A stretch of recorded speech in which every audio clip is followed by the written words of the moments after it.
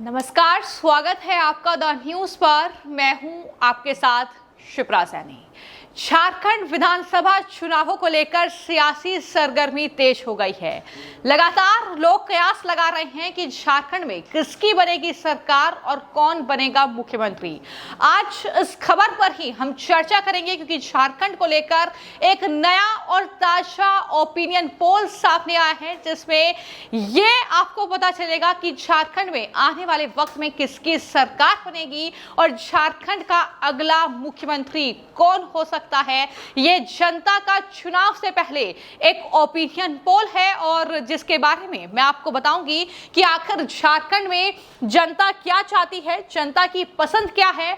और यही हमारी हेडलाइन है कि झारखंड में किसका चलेगा सिक्का और किसको मिलेगी झारखंड की कुर्सी, यानी मुख्यमंत्री की कुर्सी पर कौन बैठेगा।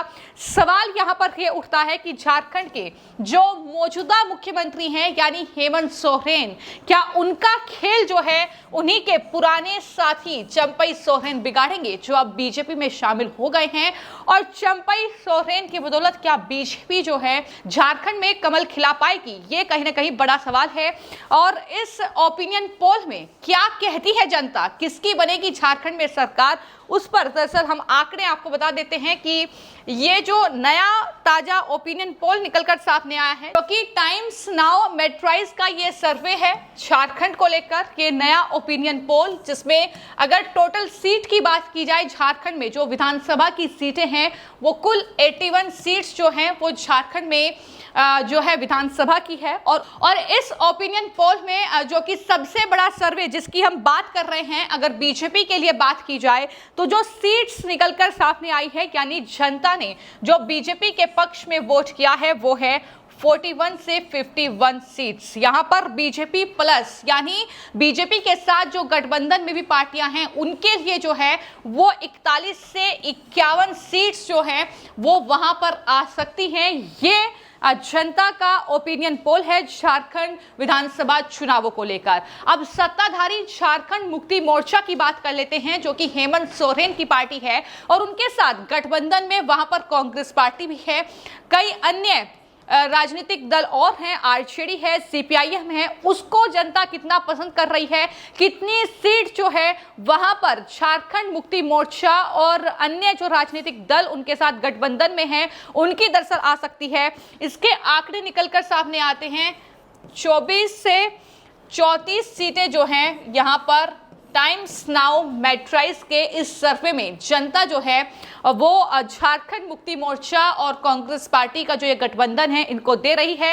यानी यहाँ पर आप अंतर साफ तौर पर देख सकते हैं कि 41 से 51 सीटें, यानी एक तरीके से हम एनडीए को यहाँ पर कह सकते हैं, और वहीं पर इंडी अलायंस जो झारखंड में है उसमें 24 से 34 सीटें उनके खाते में आ रही है। तो कई सीटों का अंतर है। इसके अलावा बात अगर अदर्स की जाए झारखंड में तो 4 से 9 सीट इस सर्वे के मुताबिक जो है वो कहीं ना कहीं यहाँ पर अदर्स के खाते में आ रही है, जिसमें अन्य जो छोटे राजनीतिक दल है झारखंड में उनकी ये सीट है। तो ये आंकड़ा मैंने आपको बताया है। लगातार जो है सियासी सरगर्मी कई राज्यों में विधानसभा चुनावों को लेकर तेज हो रही है, जहां हरियाणा और जम्मू कश्मीर के लिए चुनाव की तारीखों का ऐलान हो चुका है। तो बात अगर महाराष्ट्र और झारखंड की जाए तो खबर ये है कि अक्टूबर या नवंबर में वहां पर भी चुनाव हो सकते हैं। लगातार जो है चुनावी दौरे कह सकते हैं शुरू हो गए हैं। लगातार चुनावी दौरे के दौरान जो आरोप प्रत्यारोप का दौर है वो देखने को मिलता है। दल बदलने का सिलसिला शुरू हो गया है और यहां पर ये चीजें निकलकर सामने आती हैं, जहां पर बीजेपी प्लस के खाते में 41 से 51 सीटें जो हैं वो टाइम्स नाउ का ये ओपिनियन पोल जो है बीजेपी और प्लस को दे रहा है। वहीं झारखंड मुक्ति मोर्चा जो कि काफी पीछे है, 24 से 34 सीटें हैं, और वहीं पर अदर्स के खाते में 4 से 9। यानी यहां पर जो फैक्टर है वो ये है कि झारखंड मुक्ति मोर्चा के लिए काफी नुकसान इस बार हो रहा है। हेमंत सोरेन का भ्रष्टाचार के मामलों में जेल जाना, चंपई सोरेन का अपमान करना, जो कि जाहिर तौर पर पुराने पार्टी के सदस्य रहे, लेकिन जिस तरीके से हेमंत सोरेन जेल से आए, उन्होंने चंपई सोरेन को मुख्यमंत्री पद से हटाया और खुद वो कुर्सी पर दोबारा बैठ गए, उससे जनता नाराज यहां पर दिखाई देती है। और भ्रष्टाचार का मुद्दा सबसे बड़ा मुद्दा है, बांग्लादेशी घुसपैठियों का मुद्दा झारखंड में सबसे बड़ा मुद्दा है, जिसको लेकर जनता वहां पर वोट करती है। तो उसमें कहीं ना कहीं एक तरीके से फेलियर जो है वो झारखंड मुक्ति मोर्चा का यहां पर यानी सत्ताधारी पार्टी का देखने को मिलता है। और इससे यह साफ हो जाता है कि एनडीए वहां पर सरकार बनाने में कामयाब रहेगी, यानी बीजेपी वहां पर जीत का परचम लहराएगी इस ओपिनियन पोल के मुताबिक झारखंड में, क्योंकि यहां पर बहुमत का जो आंकड़ा है वो कहीं ना कहीं बीजेपी प्लस के खाते में जा रहा है। 41 सीटें वहां पर चाहिए बहुमत का आंकड़ा पार करने के लिए, और ये बहुमत का जो आंकड़ा है वो बीजेपी को मिल रहा है 41 से 51 सीटें। तो जाहिर तौर पर यहां पर बीजेपी को एक बड़ा फायदा झारखंड में होता हुआ दिखाई दे रहा है। सवाल यह है कि बीजेपी ने वहां पर जो रणनीति बनाई है उसकी बदौलत, या फिर चंपई सोरेन जिस तरीके से झारखंड मुक्ति मोर्चा के पुराने नेता रहे हैं, शिबू सोरेन के साथी वो रहे हैं शुरुआत से पार्टी में, और एक अलग वोट बैंक उनका है।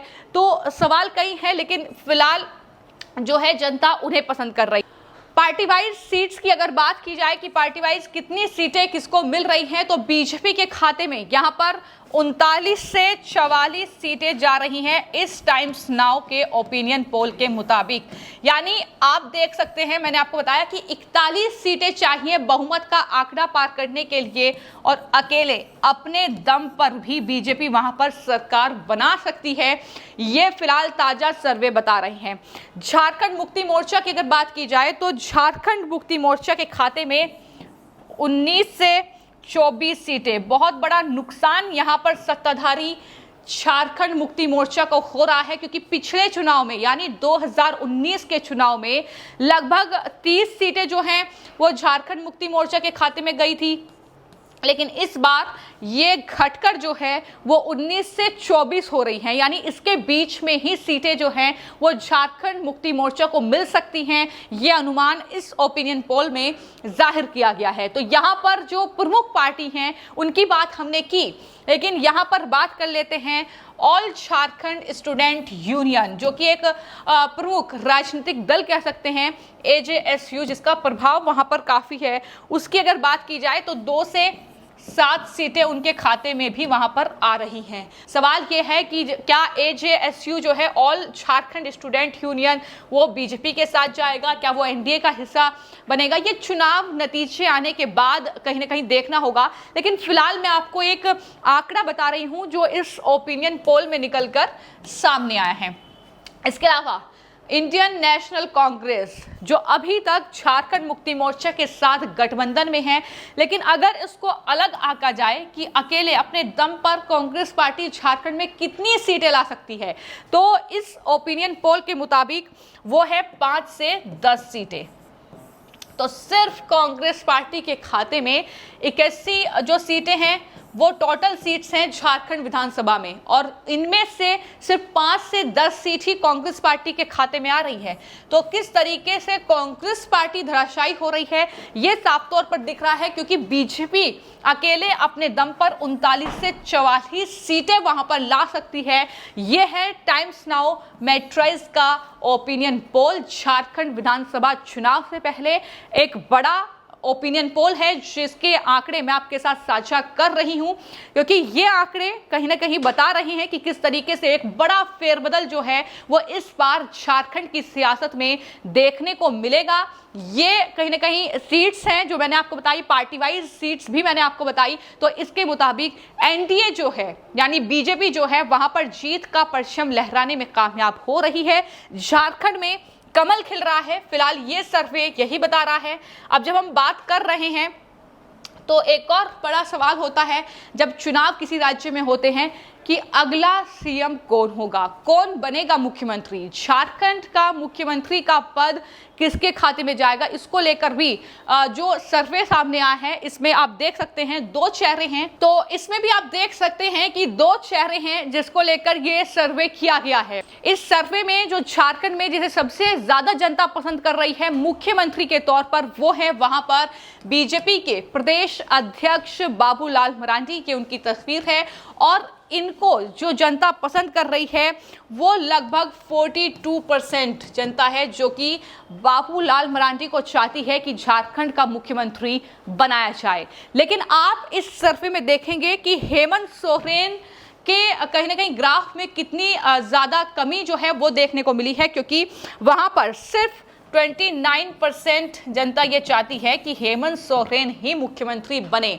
यहाँ पर जो कहीं ना कहीं वोट है वो बाबूलाल मरांडी के पक्ष में ज्यादा है। 42% उनकी मांग है जनता की कि वो मुख्यमंत्री नए झारखंड के बने। लेकिन हेमंत सोरेन की कुर्सी इस बार जा रही है। फिलहाल टाइम्स नाउ मेट्राइज का ये सर्वे इस बात को बता रहा है। ये एक बड़ा ओपिनियन पोल है। और जहां तक बात चंपई सोरेन की है, क्योंकि वो भी बीजेपी में गए हैं, एक कद्दावर नेता उन्हें माना जाता है, वहां पर उनका अपना एक खास वोट बैंक है। तो मैं आपको बता दूं कि इसी ओपिनियन पोल में 8% जनता ये भी चाहती है कि चंपई सोरेन जो हैं वो झारखंड के मुख्यमंत्री बने। तो कुल मिलाकर ये मैंने कुछ आंकड़े हैं जो इस ओपिनियन पोल से निकलकर सामने आए हैं वो आपके साथ साझा किए हैं और बताया है कि झारखंड में जो सबसे बड़ा सवाल है कि किसकी बनेगी सरकार और कौन होगा झारखंड की सत्ता पर काबिज, तो इसका जवाब जो है निकलकर सामने आया है। झारखंड में अब हेमंत सोरेन की विदाई हो रही है इस ओपिनियन पोल के मुताबिक और बीजेपी वहां पर कमल खिलाने की तैयारी में है। इसी के साथ जो झारखंड का अगला मुख्यमंत्री होगा, हालांकि ये पार्टी तय करेगी, लेकिन पसंद मैंने आपको बता दी है जनता की कि यहां पर बाबूलाल मरांडी बीजेपी के नेता और वहां पर हेमंत सोरेन जिन्हें सिर्फ 29% जनता चाहती है कि वो वहां के मुख्यमंत्री बने। फिलहाल इसको लेकर आपकी क्या राय है हमें कॉमेंट बॉक्स में जरूर लिखें। धन्यवाद।